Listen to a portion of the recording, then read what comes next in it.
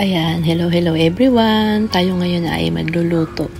So meron ako ditong mga manok na nabili.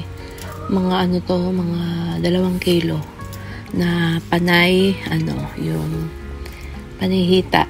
Ayan, inaalisan ko muna siya ng malansa, yung madulas-dulas. Nilalamas ko siya sa asin.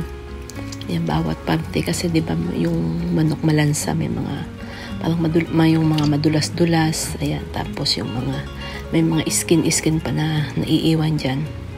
So yan, inaasinan ko muna, nilalamas sa asin at ganyan.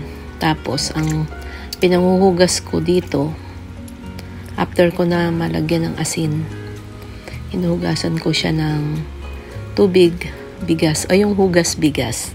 Ayan, kayo po ba ganyan din ang ginagawa nyo?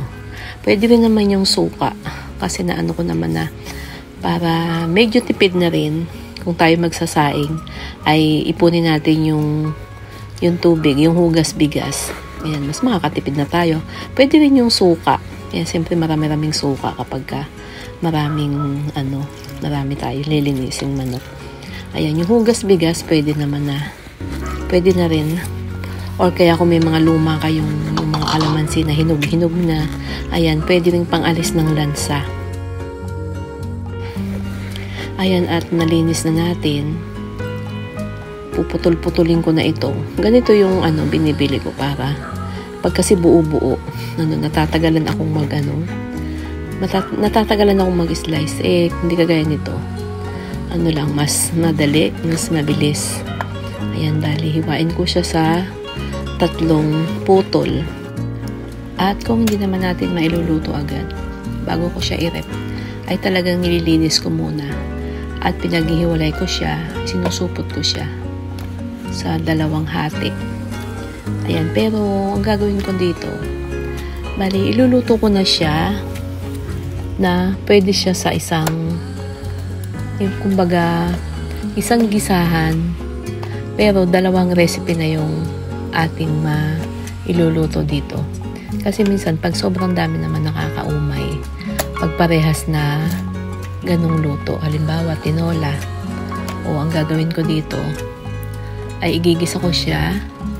Di ba yung tinola ay may luya, so mag-iisip ako ano pa yung pwedeng iba pang recipe na may sangkap na luya.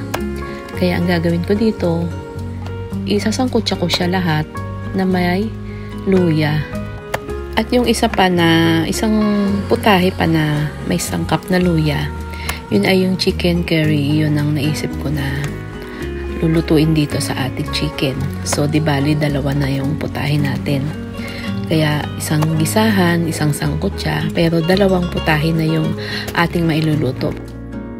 Ayan, kasi nga tayong mga nanay kailangan madiskarte tayo sa lahat ng bagay. At alam nyo, minsan, kapag nasangkutsa ko na to, siyempre lalambot na yung chicken natin. Kung ayaw natin ng mabreadings, ang ginagawa ko dito, kumukuha na rin ako ng ipang piprito ko. Ayan. Kasi pag sinangkutsa natin to, di ba lalagyan natin ng mga seasoning, lalagyan natin ng asin, konting patis, paminta.